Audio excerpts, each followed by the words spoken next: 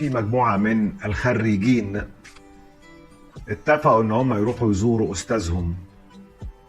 الاستاذ علمهم في الكلية وهم اتخرجوا على ايده، وبالتالي رايحين يودوه يعني.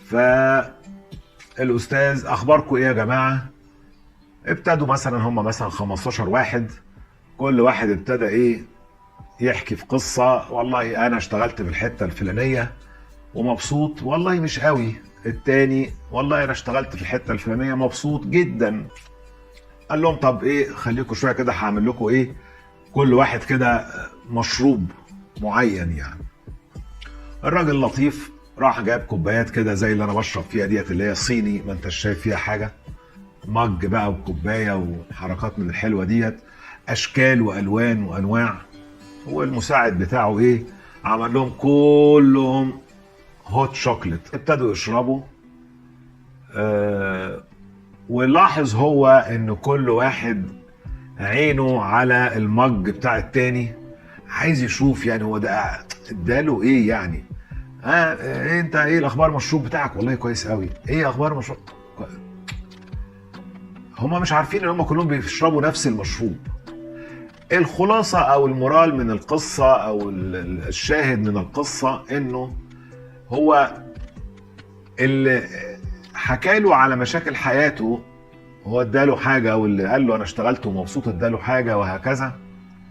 هو احنا كلنا واخدين نفس الحاجة. هو قال لهم كده في الاخر انتوا كلكم تشربوا نفس المشروب، انتوا بس ده كده هو اللي انت محليه او مش محليه. هو انت اتحط هو في وعاء شكله حلو، فانت حسيت ان هو كويس، حسيت ان هو حلو، انما هو زيك زي غيرك، كلنا واخدين نفس هذه الحياة. فهي نفس الحكاية يعني، هو ما عندوش، هو نفس الحياة بمعطياتها، ربنا سبحانه وتعالى موزعها على كافة البشر بحلوها بمرها. بس هذا القالب هو المشكل.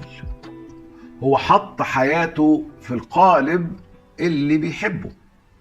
التاني مش عارف، لسه ما استقرش، مش عارف. هو يعتقد ان يعني هل المج بيغير طعم القهوة؟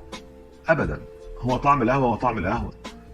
فاقبل حياتك وانت اللي هتجملها، وانت اللي هتجيب لها المج الحلو اللي هو يخليك تحس انها حلوة، لانك انت بقبولك للاشياء ورضاك عنها ورضاك بنعم ربنا الكتيرة عليك اللي هو ما بنعرفش نهدها كلنا، واحنا معترفين ان احنا ما بنعرفش نهدها.